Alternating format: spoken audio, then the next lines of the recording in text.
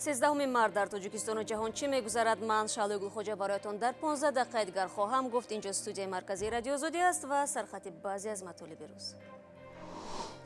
тақдири инсон бозича нест. Эмомалии Раҳмон дар остонаи рӯзи дӯстӣ прокурорҳоро ба мубориза бо коррупсия ва поквиҷдонӣ ташвиқ намуд. саросима нашавед. вазорати умури хориҷии Тоҷикистон машварат медиҳад ки шаҳрвандони кишвар баъди расмӣ шудани созишнома ва бо шиносномаи хориҷӣ ба Узбекистон сафар кунанд. ва сарвазири Британия таъкид мекунад ки ба эҳтимоли зиёд Русия собиқ ҷосуси рус ва духтарашро заҳролуд кард. ҳоло возеҳ аст ки ҷаноби Скрипал ва духтараш тавассути гази низомии фалаҷкунандаи асаб заҳролуд гашт ки дар Русия тавлид шудааст. Онро бо номи новичок мешиносанд. Президенти Тоҷикистон дар мулоқоташ бо кормандони дӯстдонии кишвар гуфт тамакнун онҳо ва дигар намояндагони мақомоти ҳифзи қонун бояд дар бораи даромад ва дороиҳои худ эъломия пешниҳод кунанд. Ин нишаст 13 март дар остонаи рӯзи дӯстдонҳо баргузор шуд ки фардо дар кишвар таҷлил мекарданд. ҳолатҳои коррупсия ва суистифода аз мақом аз масъалаҳои дигаре буд ки Эмомалии Раҳмон зимни суҳбати рӯбарӯ бо дӯстдониҳо нигаронӣ намуд ва гуфт ки онҳо набояд бо тақдири инсонҳо бозӣ кунанд. хулосаи ин нишастро аз Мирзонаби خالقزاد میشنویم.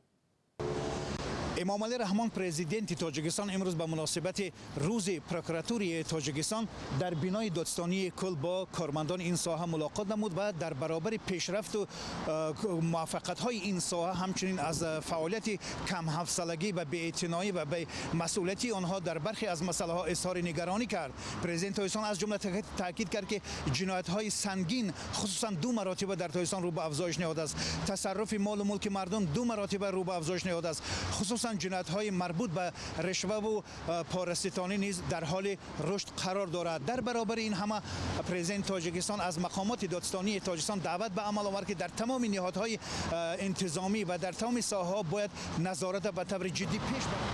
таи 10 соли ахир 46 нафар кормандони мақомоти прокуратура барои содир намудани амалҳои бадномкунанда аз ҷумла 28 нафар барои содир намудани ҷиноят аз сафҳои мақомот хориҷ карда, 24 нафари онҳо барои содир намудани кирдорҳои хусусияти коррупсионӣ дошта ба ҷавобгарии ҷиноятӣ кашида шуданд ва нисбати 64 нафар чораҳои ҷавобгарии интизомӣ татбиқ гардиданд.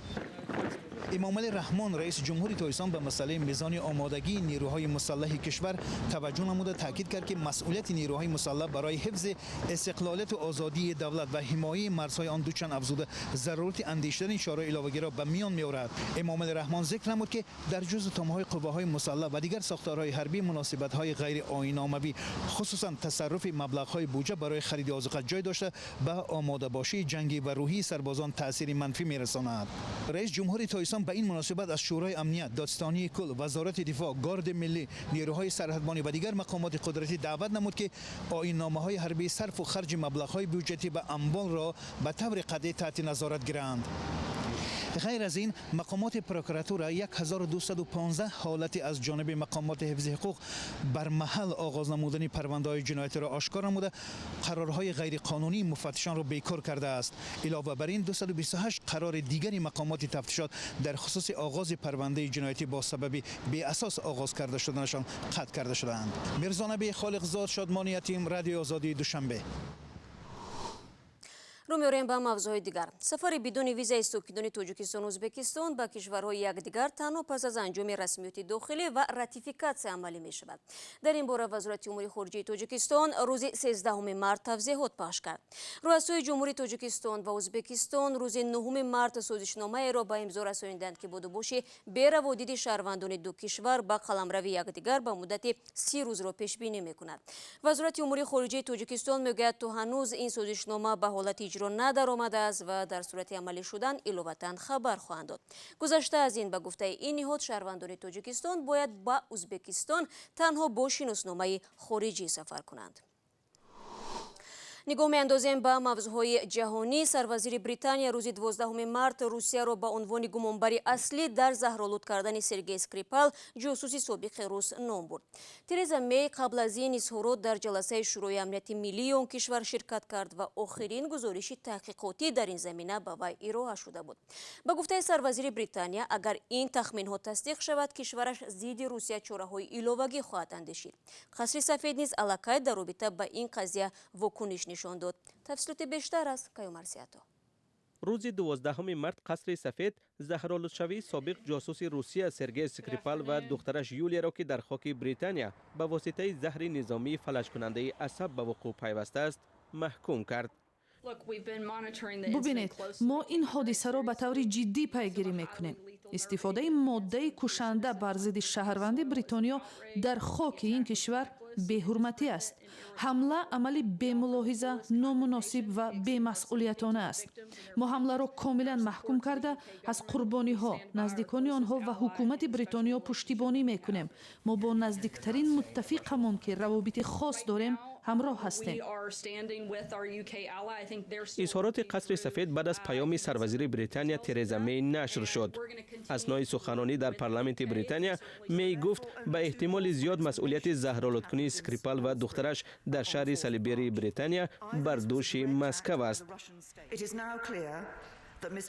حالا واضح است که جناب اسکریپال و دخترش توسط گازی نظامی فلج کننده عصب زهرالود گشت که در روسیه تولید شده است.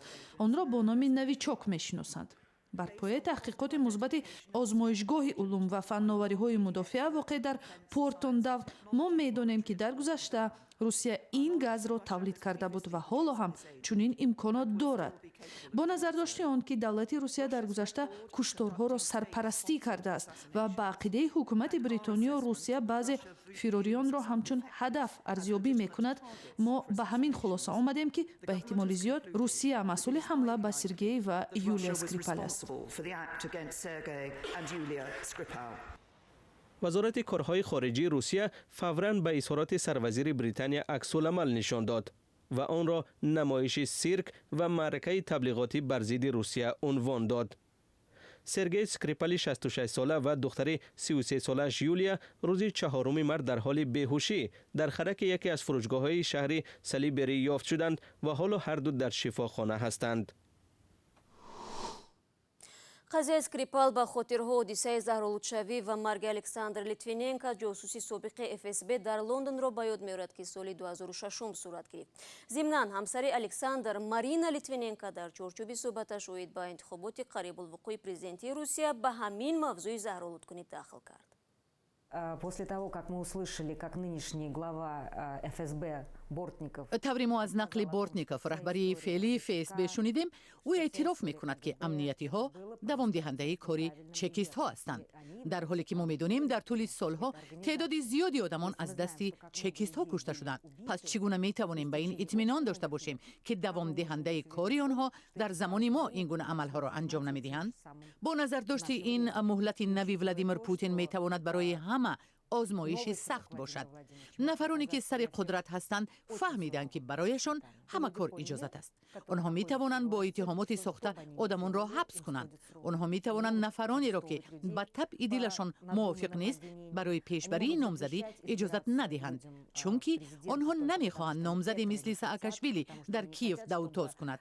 آنها از کلمه میدان هراس دارند، زیرا برایشان دهشتناک است و به خاطر آنکه چنین اتفاقی نیفتد آنها به همه کار قادرند.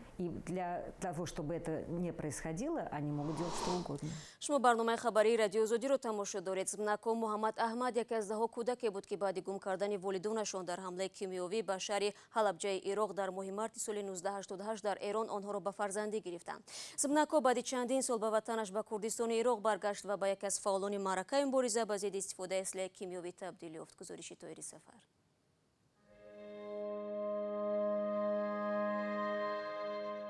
در این آرامگاه شهر کردنشین حلبچه عراق زمناکو محمد احمد بازگشت فوق‌العاده به زادگاهش را به یاد می‌آورد. در اینجا 5000 نام است به شمول نام خویشاوندان زمناکو. همشان 30 سال پیش در حمله کیمیاوی صدام حسین جان دادند. این نام من است. عائله و تمام شهر فکر می‌کردند که من مرده‌ام. وقتی 3 ساله بود هواپیماهای عراقی روز 16 مارت سال 1988 به حلبچه بمب‌های کشنده کیمیاوی انداختند. استفاده گاز کشنده در اینجا از وحشتناکترین حمله ها به ضد غیر نظامیان به حساب می رود.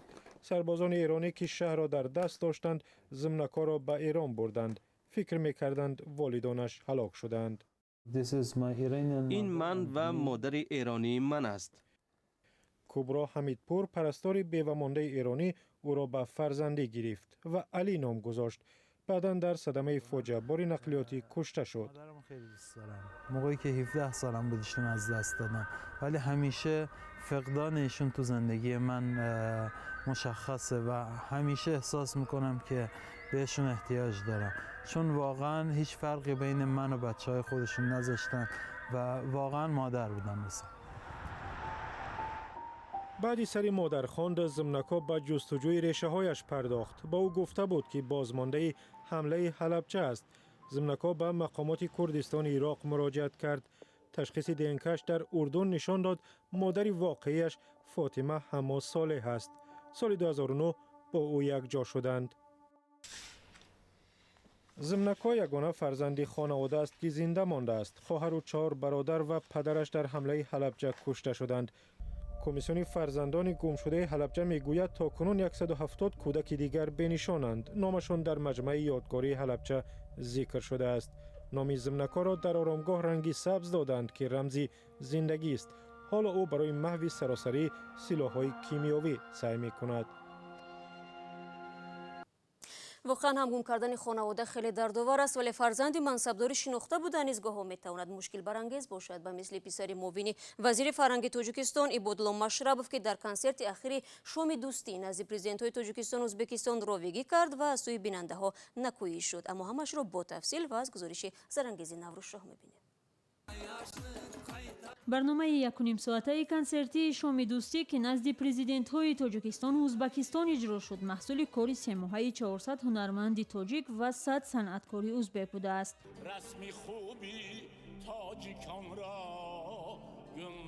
аммо исми ҷурабек муродов овозхони саршиноси тоҷик дар феҳрасти ширкатдорони ин барнома бо пешниҳоди шералӣ ҷураев ҳунарманди маъруфи узбекистон ворид шуд.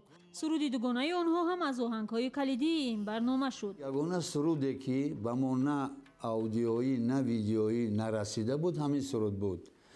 ман аз рӯи мазмуну муҳтаво она дар ҷои 14 ё 12 монда будам. мо ҳамроҳи устод ҷурабек муродов инҷо ҳамкорӣ кардем, гуфтем фикру ақидо, мо дар инҷо суҳбат доштем бо устод ва ман фикр мекунам ки як суруди муштараки бисёр зебо шуд ки ҳам тоҷикӣ буду ҳам узбекӣ. тайяргарони барнома мегӯянд хоҳишмандони ширкат дар ин консерти таърихӣ аз миёни овозхонон хеле зиёд ва интихоб сахт буд. аз байни чандин сурудҳо, мусиқиҳо, рақсҳое ки пешбарӣ шуд, мо ба хулосае омадем ки он чи ки шумо дар барнома дидед инро интихоб кунем то ки ҷавобгӯи ана ҳамон идеяи асосии барномаи мо бошад. қаблан дар расонаҳо гуфта мешуд нигина амонқулова ҳам дар феҳрасти ҳунармандон ҳаст, аммо дар худи барномаи консерти ширкат надоштани нигина бисёриҳоро хайрон кард. хоб модар шудан, модари фарзанди дуввум. баъд аз ин дигар бори ҳам мо бо нигина барнахӯрдаем. нигина худашон ягон чиз пешниҳод накарда буданд. дар консерт ба ҳайси ровӣ интихоб шудани абдукарим машрабов ҳам баҳси гармеро миёни корбарони шабакаҳои иҷтимоӣ ба миён овард. корбарон навиштанд ки интихоб шудани машрабов ба вазифаи падараш ибодулло машрабов рабт дорад. баръакс муқобил будам ки абдукарим баромад кунад ҳамчун ровӣ, балки худи абдукарим ҳам муқобил буд, гуфт ки ман бори ин корро накардам, аммо интихоб сари он қарор гирифт. дигар бисёре аз корбарони шабакаҳои иҷтимоӣ баргузоркунандагони консертро танқид карданд ки ровии бетаҷрибаро интихоб карданд. интиқодҳои зиёде аз ҷумла дар фейсбук дида мешавад ки гуфтаанд дастандаркорони консерт дар чунин рӯзҳои муҳим низ ба хешу таборчигӣ роҳ медиҳанд. иддаое ки аз сӯи роҳбари бадеии консерти шоми дӯстӣ ибодулло машрабов рад мешавад. ахрабаки соат поин омадани фурсати барнома имрӯзро нишон медиҳад ва мутаассифона мо натавонистем матлаби ваъдагиро дар бораи ҷавондухтари тоҷик ки ба муҳорибаи бидуни қоида машғул аст ҷой бидем, аммо дар барномаи фардо ҳатман барои шумо ин гузоришро пешниҳод хоҳем кард. ташаккур мегӯем ки то ба охир ҳамроҳи мо будед. то 24 соат дигар ки мо ба студия бармегардем аз вебсайти радиои озодӣ истифода кунед. ташаккур барои ҳамроҳӣ ва худо нигаҳдори ҳар яки шумо бошад.